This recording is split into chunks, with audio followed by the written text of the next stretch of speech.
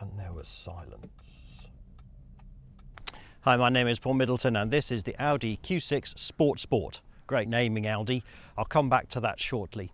The Audi Q6 was part of Audi's amazing thoughts on naming conventions. It thought even numbers for EVs and odd numbers for combustion engines was a great idea. It is, though, the EV equivalent of the Audi Q5.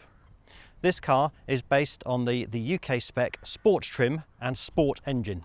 It starts at £61,500 for this base model and on to £94,000 for the SQ6.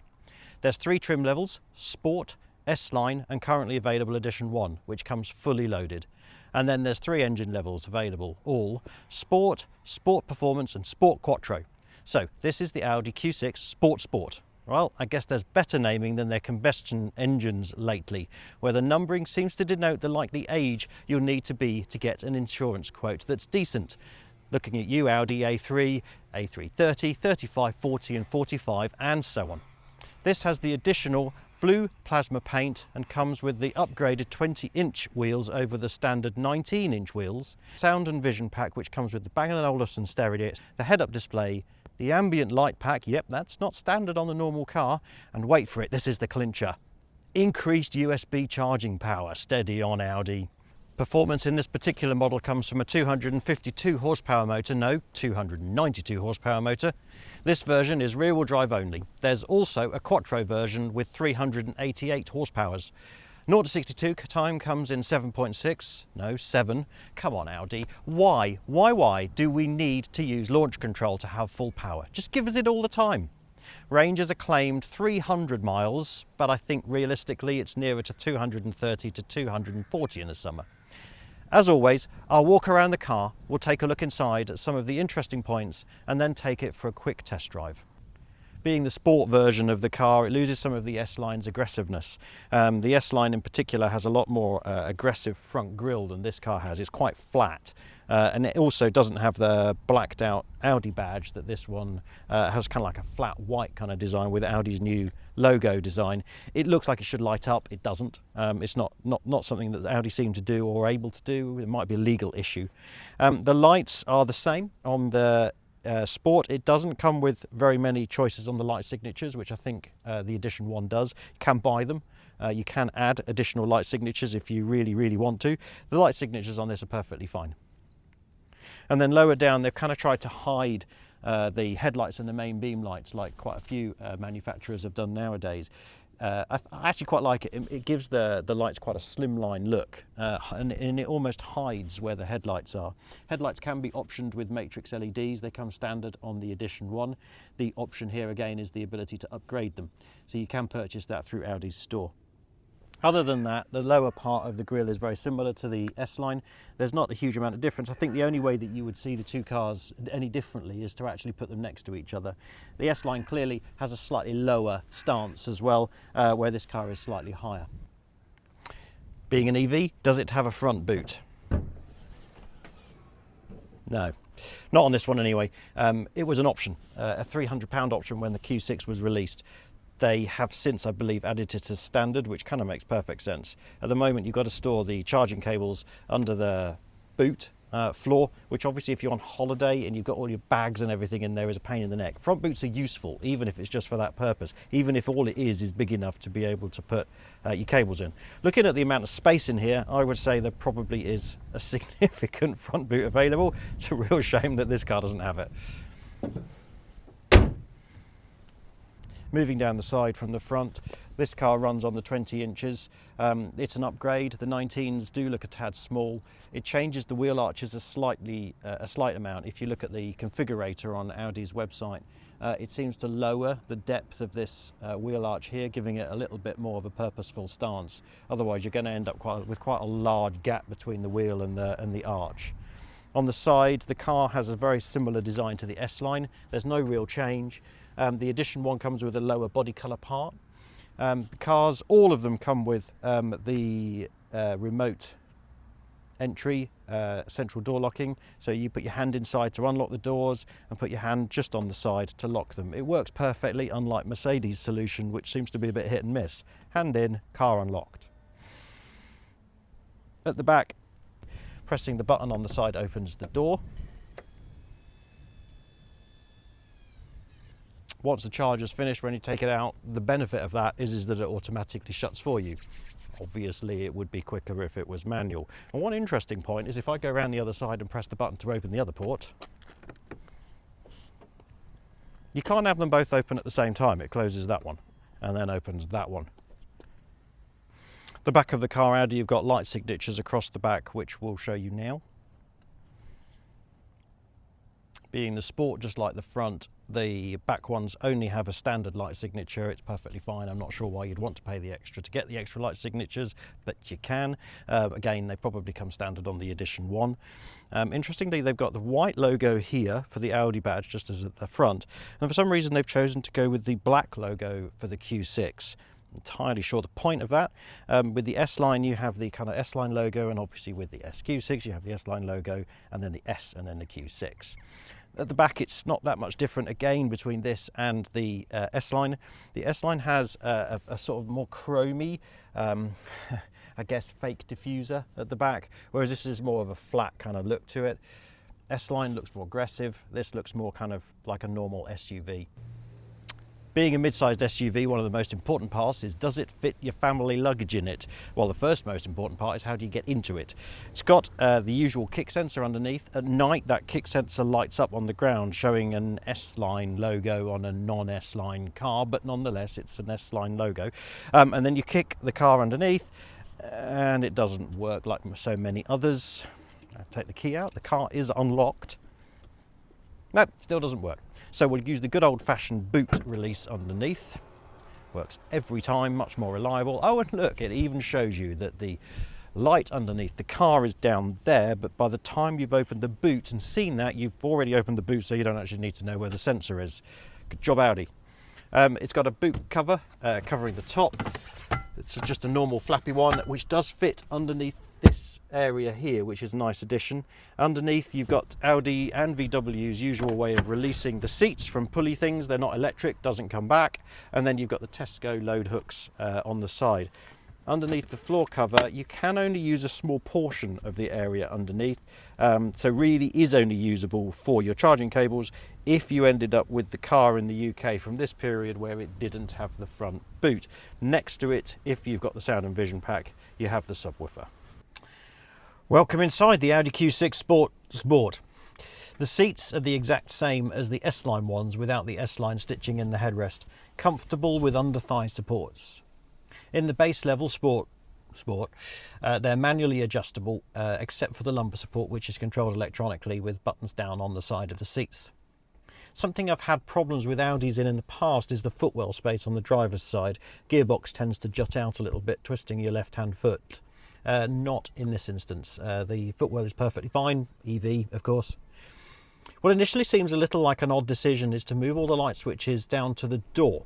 It takes a while for you to get in. You spend your time hunting around like you're in some kind of escape room challenge. Finally you find it and sit waiting for a prize, which is probably just being able to get off the drive with your lights on. The Sport has a round wheel rather than the Austin Allegro square wheel.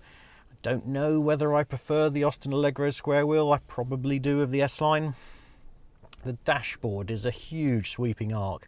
It's made of two individual displays, although you can't tell. They're both OLED displays, which basically means that they're seriously clear displays with deep blacks and really fast gaming response times. Now, hang on a minute, this is not a gaming PC review. The dashboard display lacks Audi's full screen sat-nav. Hopefully that will come one day, but oddly, with Apple CarPlay active on the main display, you have a tiny little map on the right hand side. Come on, let's do what Jaguar Land Rover have done and put the massive Apple Car display map on the main display. There's a view button which switches between cluttered and uncluttered. Let's go with uncluttered when you have the head-up display, because you can't then see the poor economy that you're getting. There's a single favourite button on the wheel that you can use to turn off and on various options. The most important one, of course, is being able to turn off the annoying "you're speeding" noise. On the left-hand side of the main indicator stalk is the button to turn on the autonomous driving lane keep assist. The Sport does not come with that, but if you hold it down for 10 seconds, it does stop it from keeping you in lane. There's an old-fashioned lever for the adaptive cruise control, which the Sport does have, although it doesn't work, as mentioned, with the autonomous driving. The main display is based on Android, which is great. Like a lot of manufacturers, they use it. Unfortunately, Audi have chosen to remove Google Maps. It does come with the brilliant looking, at least, Audi Maps system. It's got the satellite view that you have on so many Audis. It looks absolutely fantastic. It works absolutely rubbish. Stick with Apple CarPlay or Android Auto. The head-up display is huge. Here's a quick video showing you some of the views that you get through it. It also comes with games that you can play in the head-up display, which is really useful if you get bored waiting for the kids' football game to finish. That and YouTube playing on at the same time in the middle screen. It's like being in your teenage kid's bedroom. TV in the middle, PC gaming in front of you. All you need now is a load of unfinished drink cans, clothes on the floor and dirty plates scattered everywhere, and you just feels like home. Under the settings, there's a strange option to allow the vehicle to roll after you exit. I'm not entirely sure what the point of that was. Maybe Audi have added another game. Get out of the car, run after the car down the road until it hits something. There's also a driving school mode. That's fantastic for all those backseat drivers, and also the option for a rear notification sound. Clearly that's the warning to tell you that you've got a backseat driver and you probably shouldn't be using the driving school mode. Being Android, there's an app store.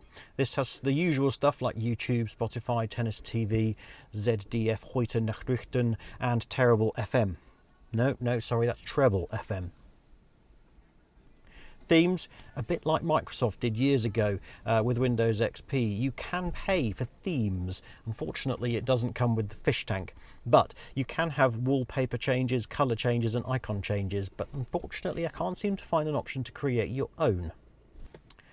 If you option in for the Bang & Olufsen sound system, you can have a 3D sound effect coming through the headrests, as well as having the sat-nav coming through the headrests as well. That's probably to stop the person in the back who's backseat driving from listening to the sat-nav directions while you're driving. You can upgrade still further the sound as well. So you pay for the Bang & Olufsen speakers, but you can't use them properly until you pay Audi some more money to use them. Inside settings, you can set things to do with the stupid Audi Assistant, but one of the options is to have it listening to you all the time, no matter what. You don't need to say any keywords or anything, so it can pipe in as you're driving along, particularly if, like me, you are somebody who talks to himself while he's driving. It's been some fairly amusing conversations. Lower down, you have those all-important super fast charging speeds from the USB sockets. You have the audio volume control and the start-stop button. Interestingly, Audi, like VW, have done, and it is actually a really useful thing, but when you get in and put your foot on the brake, the car starts automatically. Fantastic. But if you're used to driving other cars that don't do that, how many times do you need to get into the car, press the brake pedal to start the car, and then press the start-stop button to then stop the car before you start going? It's so frustrating. Right, let's check out how this baby drives. So, shall we see how much power this car actually has? I have to figure out how to do the launch control to get all of the power that you possibly need. So let's come to a quick stop and press the traction control off. There we go. Foot on the brake, foot on the accelerator pedal, and go! Whee! Yeah, well, we're still not at 60. There we go, we're at 60. Wow, that is just slow. It's funny, isn't it? Over time, we've got used to EVs being ultra powerful, and during some of that time, you kind of think, well, actually, you know, we've done the power now. We've seen how much power an EV can do. Is it not now time to work on the economy? Which I think is what Audi have tried to do. So if you take the Mercedes EQC as an example, when they first released that car, it had one engine, power. You know, that was it. There was no worry about anything else. Everybody was just after the performance. And then over the years, we've had other manufacturers come out with more normal cars without any of that high performance that you got from something like a Tesla. The problem is Audi in this instance, they have clearly made it as economical as they can, but it's still not particularly economical. So you've kind of lost the performance and you've also lost the economy. it doesn't seem to have both. If you look at the economy we've had, this car's done 9,000 miles, and it's done an economy over that period, which I would assume would be over the summer months, of 3.2 miles per kilowatt hour. Now that's not bad, but that's during the summer, and that's from a car that's supposed to be economical. Range, I think I quoted 280 miles or something like that. I think you're more likely to get 220, 230. Now, I either want the performance or I want the economy. This car doesn't really have either. There's no DCC in this car, which isn't necessarily a problem. It's quite softly set. With the 20-inch wheels, there's still quite a lot of height in the tyres, so there's still quite a bit of give and sponginess in them. So it's pretty smooth over bumps. Does that rear-wheel drive nature of this particular car come into play? Do you know what? It doesn't drive like a 3 Series, but actually you do get an ever so slight pull or push, from the back. You can feel the car pushing the car around corners. If you're coming around a tight corner and put your foot down, there's a little bit of play from that rear end. Now, what I'm not trying to do, because I don't condone it, is to see whether the car will drift if you turn all of the traction control off. I'm not even sure you can turn all of the traction control off. But if you put your foot down in the damp, there is a slight, a little slight twitch from the back end. There's clearly not sufficient performance, and probably not sufficient performance to get the rear end to break out for you. But it's actually got a little bit of playfulness to it. One thing you notice from most EVs is that initial torque kick that you get. It's not the sort of throw you in the back of the seat kind of feeling that you get from some of the high performance cars. But actually, do you know what? Having taken the mickey out of its performance, ignoring that, it's actually a really nice car to drive on a motorway or on an A road where you just need to be able to overtake somebody or just leave somebody behind a little bit. There's no drama to it. It's not going to break your neck as you put your foot down, and actually some people may well like that. Just sticking it in cruise control and letting it take you to your destination, it's going to do that really, really nicely, really calmly, really quietly. If that's the kind of car you're after and you've got enough money to pay for something like this, then I would go for it. It's great. It does everything that you want it to do, including play games and make it feel like a kid's teenage bedroom. The car's quite big. It feels bigger than its counterpart, its Q5 counterpart. It seems to ride quite a bit higher than a lot of SUVs, or at least you feel higher than a lot of SUVs. I'm not a tall person, but you kind of feel like you're looking down on things. There are a lot of SUVs nowadays which are SUVs, and you kind of sit next to, I don't know, something like a, I don't know, what's this? A Nissan Juke. If you sit next to a Nissan Juke, you kind of don't feel high. But in this you do. It feels like it's kind of sitting there with the likes of a Land Rover Discovery or another tall car that I can't think of the name of. It's clearly not. If you park it next to a Land Rover Discovery, it's definitely not as tall. It's not as imposing as a Land Rover Discovery. But it is quite a tall car. If you sit it next to the other cars, it does look tall. Right, this is the road that I took in the Golf GTI Club Sport review, which is, I'll put a link to in the description. This is where the camera fell off. I have a distinct impression that the camera will not fall off in this car going around this particular set of corners. So let's have a look. Let's come up to this corner, coming up to where it asks me to slow down again, which I will inevitably, of course, do.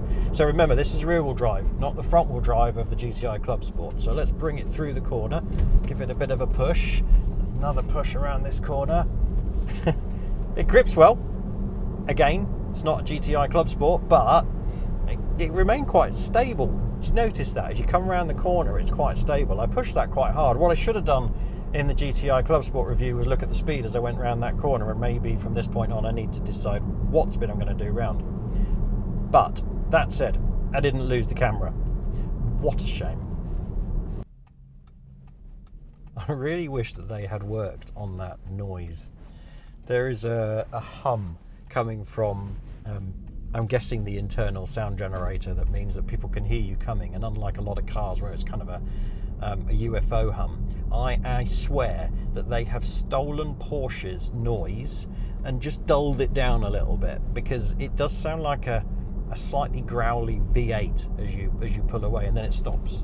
Whereas with the Porsche, I think, by the sounds of it, you can have that sound on permanently on the outside, so people can hear you being an idiot.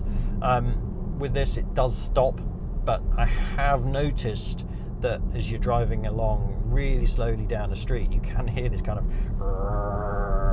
noise. I think I made that same noise with the Club Sport.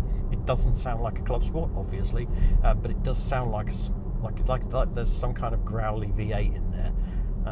Yeah, it's actually quite nice. I like it better than that kind of UFO noise that you get from other brands. Renault. Right, foot down. Let's go and join that same junction that we did the Club Sport in. It's so slow. And we're at 70. It's no performance car. It really is not a performance car. There's various modes, various driving modes within the car. Like in the rest of the VW group, there's... According to ChatGPT, Audi vehicles typically offer driving modes such as comfort for smooth rides, dynamic for sportier performance, auto for adaptive driving, and individual to customize settings according to driver preferences. Clearly you don't need me to review the car, it can review itself. That is the setting to have the car talk to itself. It clearly knows I'm doing a car review and wanted to update you on the information. And it's absolutely right, it does have various driving modes. It also has VW Audi groups, as I was trying to say before I was rudely interrupted, the D and B modes. Now, D being dynamic, it has uses the adaptive cruise, well, it doesn't use the adaptive cruise, you don't have it on, but it uses the sensors that are being used by the adaptive cruise to tell how far away you are from the car in front, and then automatically brakes you towards the car in front, and doesn't quite bring you to a stop. You have to make sure you press the brake pedal. There's a B mode which does do that. I'm assuming B means brake, but it's not the best system. I had a Mini electric for a while, and that had a very progressive kind of brake from the accelerator pedal. So if you put your foot down, take your foot off a small amount, it would brake a small amount. If you took your foot off a long way, it would brake quite intensely. With this, there doesn't seem to be a huge amount of change as you slowly move the accelerator pedal up. It's only when you reach that kind of final quarter of the accelerator pedal that the car finally decides that it's going to start to stop. And there was silence. So what do we give it for Paul's points then? For performance, it's not a fast car this, it's not supposed to be, so 4 points. Personality, it's not an entirely boring car, but it's no life and soul of the party either, so 6 points. Presence, it's quite a big and imposing car with a high bonnet, so 6 points. Practicality, the boot's quite tall and deep, so 8 points. And finally, price. By premium EV standards, I don't think this is particularly bad value, so 7 points, giving a total of 31 points. Thank you for watching, and please remember to like and subscribe.